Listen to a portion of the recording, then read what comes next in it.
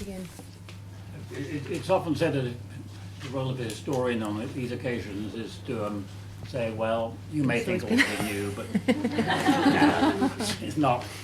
And one of the things which has struck me, and it may be simply coincidence, is how similar the situation we're in now seems to me to be the situation we were in at the very beginning of the 20th century.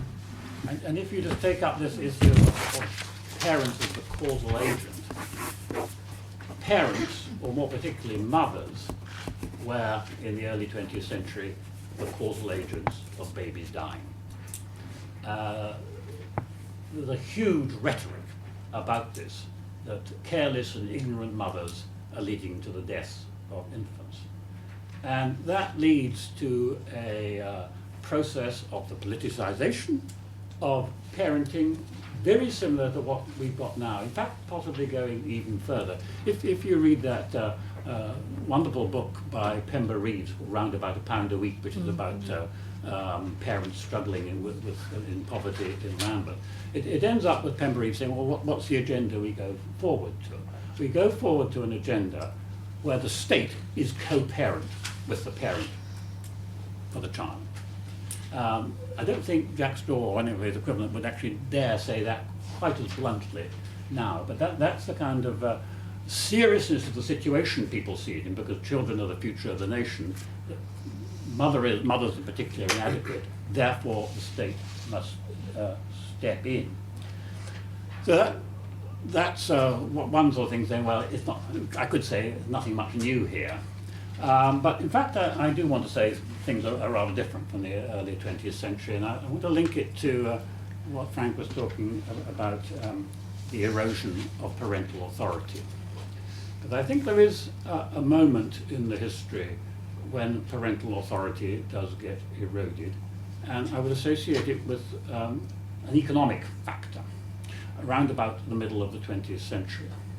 It seems to me to come when parents and children no longer assume that when they start earning, they will tip up their earnings to their mother, who will take most of it out for the family budget and give them back a bit for spending on sweets or something. At some point, we don't really know how this happened, but it happens roughly between the 1930s and 1960s. Children began to have the right, or assume the right, to keep their earnings for their own use. And that seems to me to hint at a much broader shift in parental authority. The new sociologists of childhood, you're probably familiar with their writings, talk a lot about the powerlessness of children. One of the things that seems to me to happen in this 1930s, 1950s period is that emotional power in some way passes away from parents to children. It's that process which Viviana Zelizer calls the sacralization of childhood. It's not only an economic thing, it's more than that. There's a kind of lovely moment I always think is sort of captures this, when Michael Young and Peter Wilmot were talking to parents in Bethnal Green, and Mrs. Glass is talking about how her parenting practice is different from that of her parents, and she talks about food, and she said, you know, when I was growing up, any spare food, Dad got it. Now, if there's a spare pork chop, we give it to the kiddie. The pecking order, you know, we all know is extremely important, and I think at that moment, children move somehow to have a power, an emotional power in families, which has gone on increasing. And if you looked at, I love looking at old sociology, I never keep up with new sociology, but old sociology of the 50s and 60s and 70s, a lot of very interesting material on what's going on there. I think of sort of studies of Nottingham in the 60s. All the parents who you're talking to there are saying, I'm doing it differently from what my parents did. Consciously doing it differently, and I think that has gone on. Let me just link that to just to try and map out the chronology of this to the intensification of parenting. Frank has some good statistics in the book, how much increased time is given to parenting now. I came across a slightly different set of figures, starting in 1961 and going up to 1985. The change happens between 1975 and 1985. Between 1961 and 1975, there's not actually any significant difference in the amount of time people, they're asked to say how they allocate their time, give to child rearing. Between 1975 and 85, it doubles. And I can speak about this with some authority, because we have 3 daughters, and we had 2 of them in the 1970s, and there was a 10-year gap, another one born in 1984. And my wife and I suddenly began to realize, with this youngest one, that we were regarded as totally irresponsible parents. Our parenting practice hadn't changed. We hadn't caught up with what was happening. And we were regarded as simply not giving enough supervision, care, thought, etc. into the parenting. So I think that something happened then in the intensification of parenting in that sort of 1975-85 period. It's got more parenting since then, more intensification, but that's been going on. But the final point I want to make, and it's the most fundamental, is that Frank was talking about the shift from a sort of economic, social interpretation to a moralistic one. And I want to sort of link that to inequality. You know that 2007 UNICEF survey of the 21 countries in which we probably all know that Britain came bottom of the 21 on children's well-being. Do you know the country which came second bottom? Should do. It was the United States. The 2, I think, most unequal societies of the lot. I'm fairly convinced that there is a strong link between children's sense of their own well-being, the pressures which are put on parents, and which parents feel, and inequality. There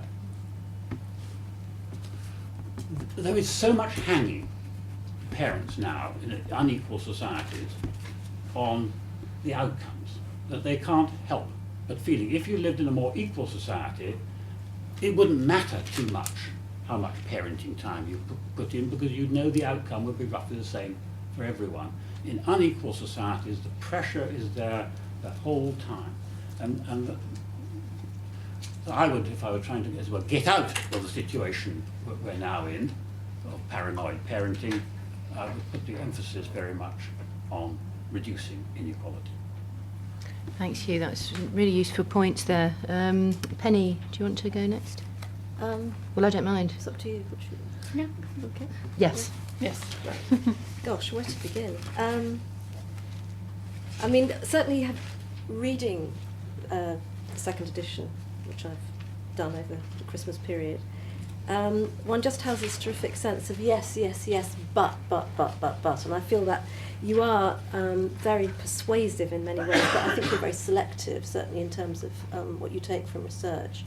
And I think I think as a researcher, begin with the research thing, because it's absolutely true that, you know, research shows is everywhere. And I certainly think journalists are extremely keen to be able to peg things on evidence, as indeed policymakers are, and we have to recognise that with the with New Labour came this very strong evidence-based policy culture. The question then is, you know, lots of questions about evidence, lots of questions about what is good research, and we could be talking about that. And when you sort of had your go at the authority of experts and then at researchers and, you know, the received wisdom and saying that much research is no better than market research, well, you know, there is some very good research. I would say things like the Millennium Cohort study here, the Fragile Family study in the States, I think are robust pieces of research, and I think they are telling us things, and they are not simply producing papers which are showing associations and links, and they're very, very careful about what is probably the most vexing problem for any researcher is the business of causality. You know, one thing I've learned is that interweaving of process and outcome is extremely vexing, and I think, you know, good researchers are ready to share that with people. But the point is, we live in, I think, a society where people want to share knowledge. And I think people have great ambivalence about what they mean by knowledge. Another thing I will go on to is what they mean by parenting. But I remember doing one study where we were interviewing people who were either had just got married or were thinking about marriage, and asking them, whether they wanted to know things about relationships and where they looked. And what came over most strongly was people said, nobody can tell you anything about relationships because every relationship is different, which I think would be music to your ears. But then they were saying, but it's really interesting to know what other people are doing, and whether it's working out for them. And I think that's often what journalism is trying to do, is why it's picking up, because people have this sense of, I'm unique, my relationship is unique, which is great, but it's scary. And I think that the point that Frank makes very strongly in the book is this thing about the crisis about adult identity. I completely accept that what we've got is, I think children are vulnerable because the adults are vulnerable, and that is something I think that the most, I think the people who are involved in supporting parents and doing a good job of it are people who don't see parenting as about technique, and they don't see parenting as about simply certain behaviours. They see it about trying to work with people who are at times finding it quite difficult to manage their lives, and part of their lives is actually the child rearing issues.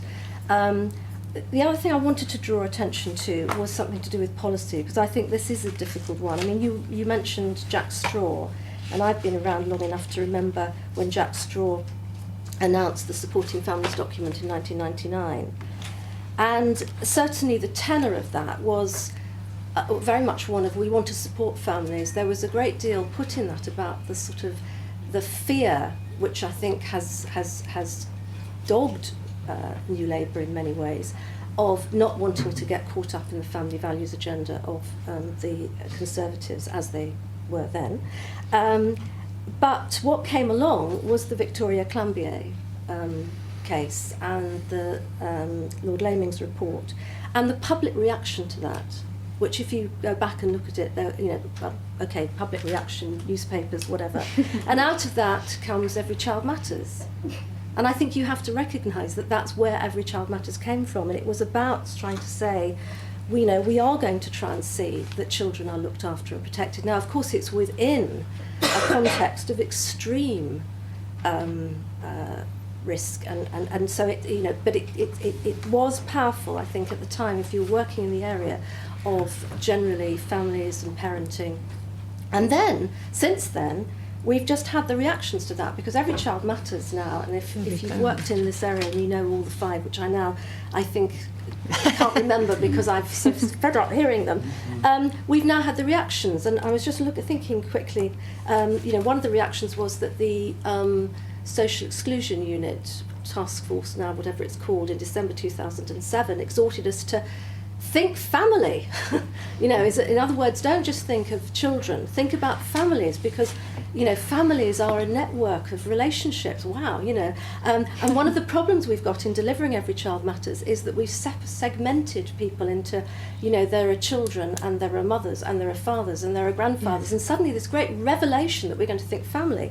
Well, that was then succeeded in November last year by the Children's Minister at Parent Child 2008, exhorting us to think fathers.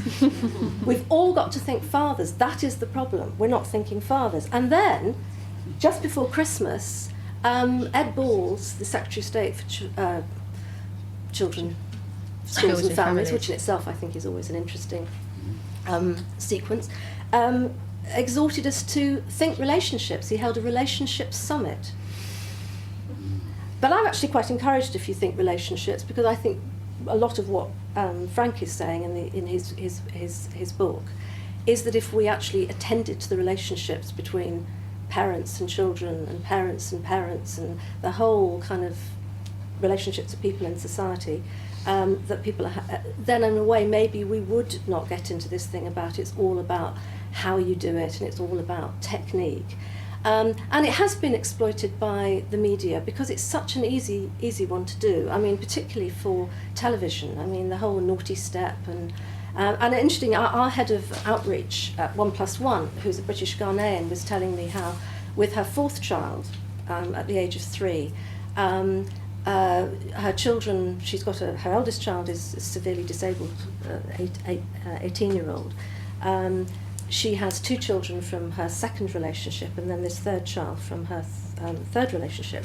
And she and her other children were deciding that what they needed to do with Cobby was to put him on the naughty step. And her husband came in and he just said, "What are you doing with my son?" And she said, "We're putting him on the naughty step." And the children were complicit in this because they'd watched the programme too. And he said, "Why are you doing that?" And she said, "Because in Britain, that's what they do with children." And he said, and that is the why he said, "I don't like bringing up my children in Britain." But the point is, it was the involvement of the children in it, I think, is really interesting. And I've seen that with my niece's daughter, who, when she was being told how to, sort of, what Mummy was saying that she couldn't do, she said, "No, Mummy, you've got it wrong, because that's not what they say." So I think, in some senses, it has been very easy for there's a lot of wins in it, and I mean, I'm sure you'll pick up on this in terms of the lifestyle bit. Lastly, I think I wanted to just say that something that you, I mean, this causal agent bit. Yes, I mean, I think it's so easy for us to do that, but people do it just as they want to.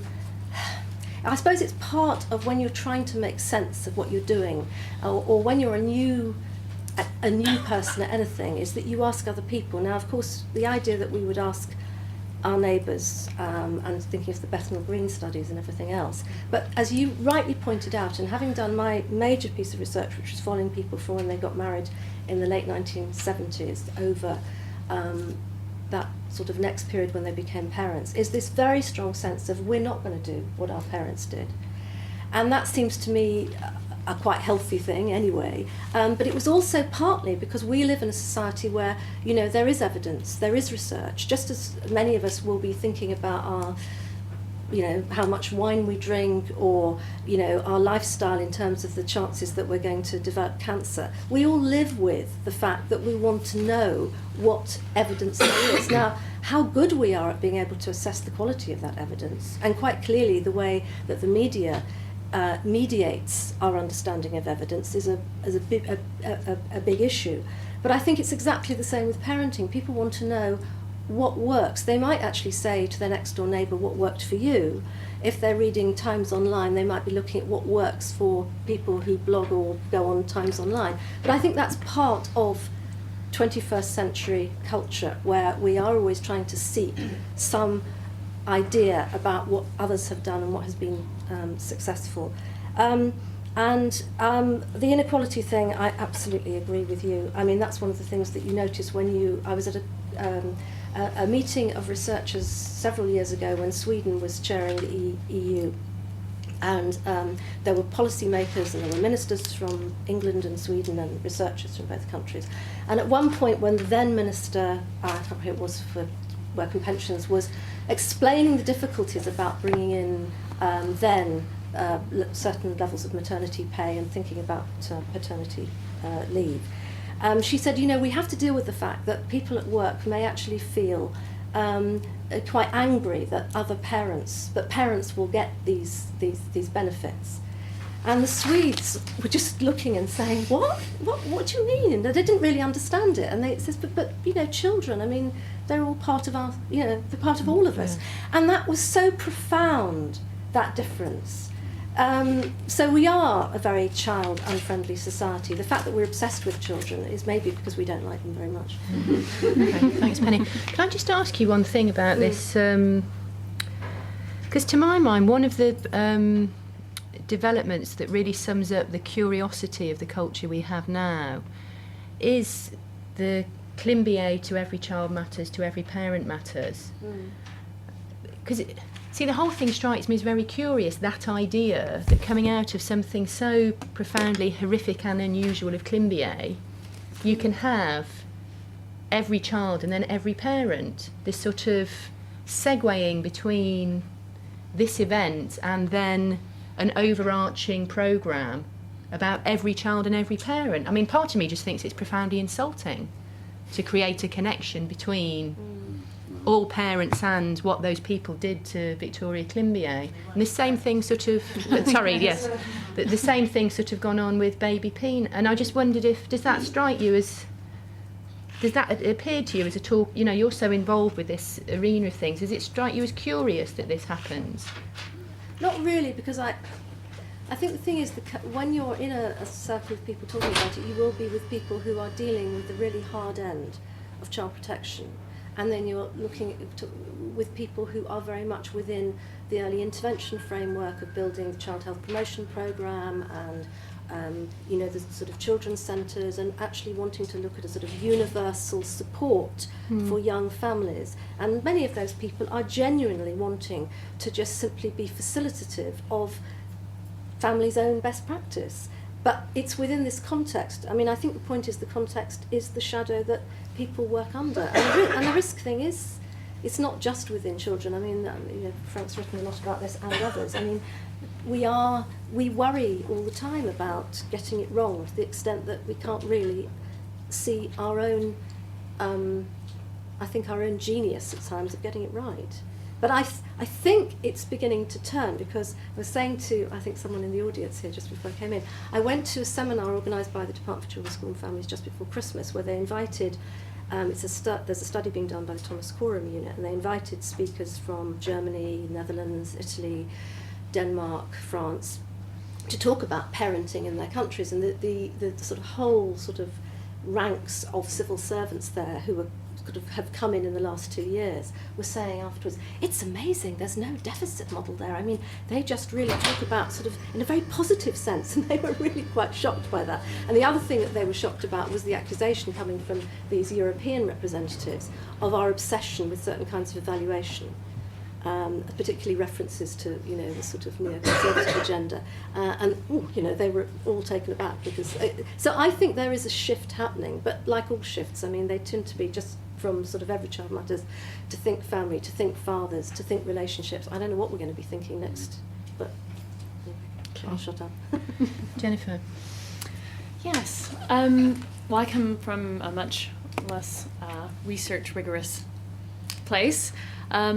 Really, the great advantage of kind of parenting discussions we have at the Times, especially on the blog on Alphamummy, is that you can really take the temperature of what people are interested in talking about or reading about. And yesterday I was looking at some of our most popular posts of 2008, and there were a couple of very webby ones, like the 20 strangest baby names, that kind of thing.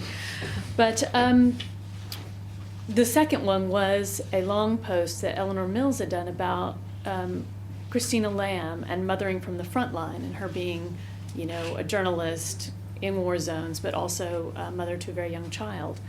And then the author Jenny Colgan had written one about does feminism make it okay to be a satanic slut, about the Russell Brand brouhaha. And another one we did about Heather Mills and her payout and how much she was getting that was earmarked for childcare versus how much her, the rest of her money, basically. And it was quite interesting to me that there are a lot of conversations going on out there about parenthood, but they're really beyond what are kind of seen as kind of media prescribed important parenthood conversations. And we could all name those off the top of our head. Breast versus bottle, the school gate politics. Do you send your child to a nursery, or do you have a nanny, or do you have an au pair, and what does that mean? And how are you ruining your child in that way? And really, that got me thinking really about mummy blogging, which is huge in the U.S., this mommy blogging phenomenon, where women just talking about their experience as a parent. And it's become so mainstream that at the Blog Her conference, so Blog Her, last year in San Francisco, they had a seminar that was it was catering specifically to women bloggers, and the session was titled, "Is Mommy Blogging Still Radical?" So just at this idea that what had started as a kind of, political, get your voice out there, telling it like it is, has become so omnipresent in the U.S. that it's, a bit run-of-the-mill, and is it still kind of outre and out there, is I think pretty exciting and interesting. There are more voices out there shifting the power back to the individuals, and certainly defining how we, the conversation about motherhood and parenting. Unfortunately, one thing we see a lot of on the blog and on the main bit of the website is that the internet in particular, it turns up the volume on controversial topics. So on one hand, you have mommy bloggers being more realistic and talking about parenthood in a more nuanced way, and then you have basically you write a piece about working versus stay-at-home moms, and suddenly it devolves into who's a bad mom and who's ruining their child, and if you wanted to have children, why did you have kids if you just wanted to put them in a nursery and go back to work? Inevitably that's what it devolves to. And childcare is much the same as a topic. And I think, really, with what Frank was saying, what really struck me and what I see on Alphamummy is that determining whether someone is a bad parent seems to become a fixation, especially in the internet. And, parents, they're either trying to kind of gather information around themselves, showing they're a good parent because, and this is what so much of the research, plays into. That, I send my child to a nursery, but it's a high quality nursery and it's only for a certain number of hours, and then I have a nanny providing childcare at home, or I stay home, and, that means, there was some research I read about 6 months ago that drove me wild, and it was about how those, those little two-wheeled bicycles that very young children get, like toddlers. That's the one William went on to erode on. Yeah. Yes. But basically, it was a piece about how children that use these kind of bicycles rather than tricycles or bicycles with stabilizers learn to ride a bike so much more quickly because they learn to balance and this and that. And I even though it was, it made me insane, I did have this feeling of like, oh my gosh, what have I done? I've got to go out and buy one. And, because if I don't, my child will never ride a bike. I mean, these kind of silly conclusions. But, definitely that kind of research and that kind of thing, because there's this conversation going on all the time about, who's a bad parent, who's a good parent, and what kind of research can you gather around to shore up your side. And also, how can you define what is bad? It's hard to know if you're not kind of on the very far extreme. So, ultimately, I think until parents, we as parents, can become more, confident in our parenting decisions, that basically that kind of name calling and the paranoid parenting is going to continue. Thanks, Jennifer. It's a real sort of major fuel to the intensification of parenthood, isn't it? Once you have this sort of moralised framework, and however hard you try, it's really difficult not to sort of buy into doing this sort of identity work, and it just becomes so time-consuming. Yes. Spending your time defending your position and your practices, even if you really don't want to and you don't want to be judgmental. I think it's very hard to exist as a parent now and not sort of at least do some of that. And it does take up a lot of time and headspace, doesn't it? And I think also I just wanted to comment on Penny's, what you were saying about journalism and how journalists use research. And I think, it is true that there's there's always that hook. I mean, parenting has become so much more important as a part of the newspaper, as the the feature coverage, and people want to read more about it. And there's constantly that look for the hook. But I do think that the media certainly has a role in that intensification and that shifting that focus to the experts. But I also think there's an element of it. It's quite easy to say, the media or journalists are doing a disservice and in a way being bad themselves by shoring up bad research. But journalists themselves are part of a huge machine that is the media and businesses, really. And so I think, that's kind of a larger discussion about how things become news and what the news agenda is. But I think, it's definitely interesting, food for thought, because, I feel it myself. I want to write about something. You start looking around for research. You have about 2 hours to do it. Yes. And so you kind of have to take what's at hand. Okay. Frank's going to come back, and then there might be a bit more.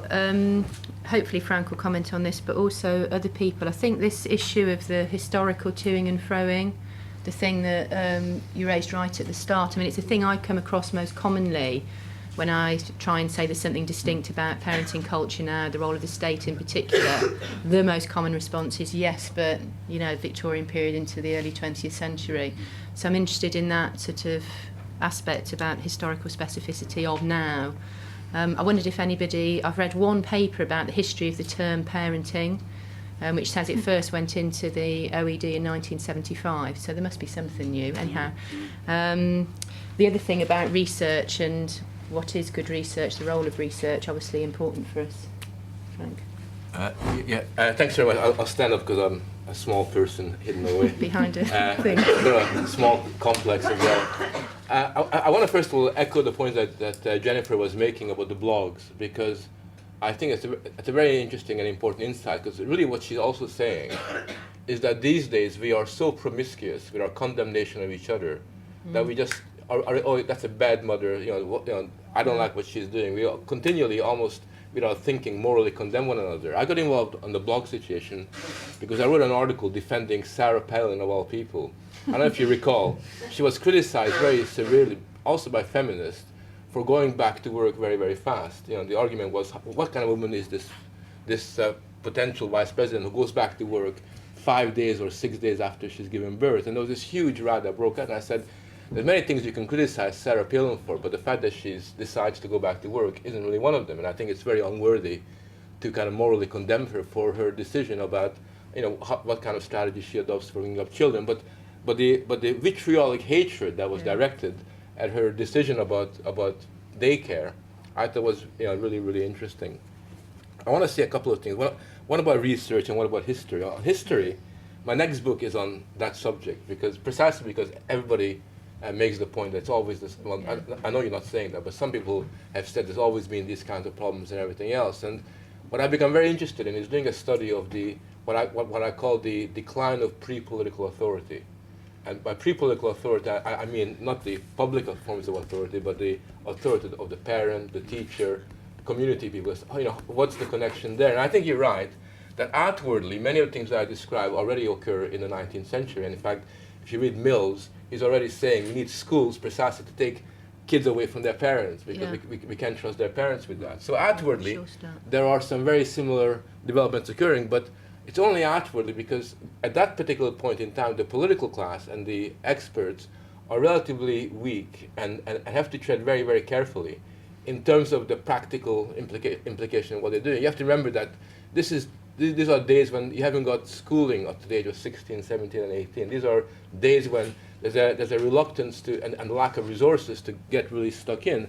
And I think what happens until fairly recently is that these coercive, authoritarian, sort of targeted measures are predominantly directed at a very small section of the community, the problem families. And that is the case until really the 60s, and I agree with you, it's in the 70s that the intensification process kicks in. Just one point on that. it's not just England and America that has done this. If you go to Italy, Holland, Germany, almost everywhere in Europe, you will find that parenting time is also increased.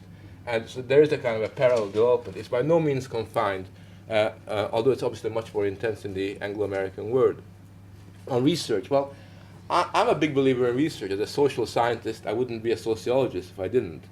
But I do think there's a difference between what I call advocacy research, which is what I see as being 90% of family research, and real research, which is carried out in a nuanced scientific kind of matter. On two reasons. One is there's a growing tendency to use science in ways that are inappropriate, to kind of measure things that cannot be measured, and to cover areas that are not really susceptible to evidence. The very fact that we have an evidence-based political class is really a symptom of their political illiteracy.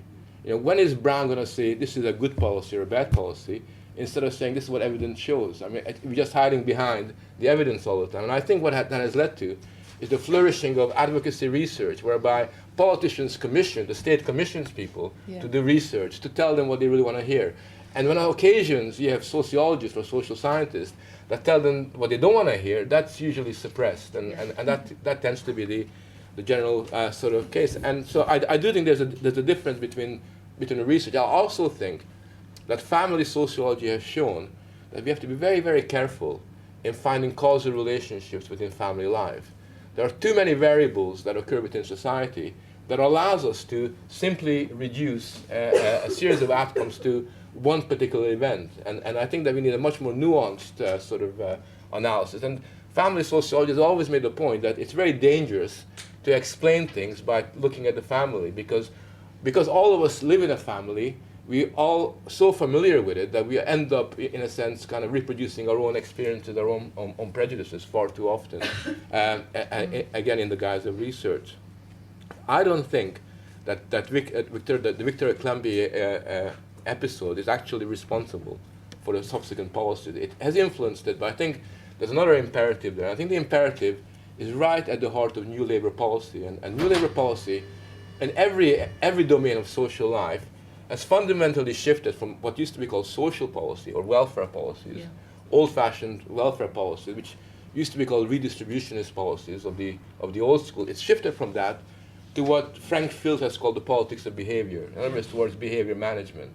And I think you'll find that not just in the domain of family policy, but every area of social policy, there's been a similar kind of shift where behavior management is really put up front as what leads that kind of a policy. And I think if you take a bit of a distance, and it's very difficult for any of us that are involved intimately in family or relationship or any particular event, take a bit of a distance, I think you'll find that the contours of social policy are very, very similar in almost every single area in the last 10 years. And I in fact argued back, I don't want to blow my own trumpet, but I argued as far back as 1997, 1998 that the kind of Every Child Matters and those kind of policies are going to be the policy that will be implemented way before these things occurred. And I did that not because I'm a genius or anything of that sort, but because you could see there's a certain logic at play. One of the logics at play was the promiscuous borrowing of American policies by New Labour. I mean, if you look at them, it's almost the case that they send 5 or 6 guys to Texas. Oh, Sure Start really works here. Let's kind of have a pilot on this in Manchester or somewhere else. Before you blink your eyes, it's institutionalized as government policy.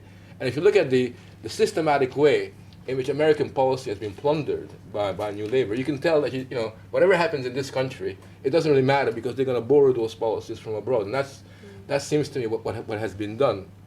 And to that extent, I think that the problem here is the way we conceptualize what a social policy ought to be. I think it's the very regressive, very backward-looking. You can call it reactionary from a social policy that's been implemented. That leads to these kinds of targeting of behavior, rather than saying, well, what can we do to change people's circumstances, kind of in a broader sense. Okay. Do any of you want to make any brief responses? I mean, I do want to. I'm sure there's lots.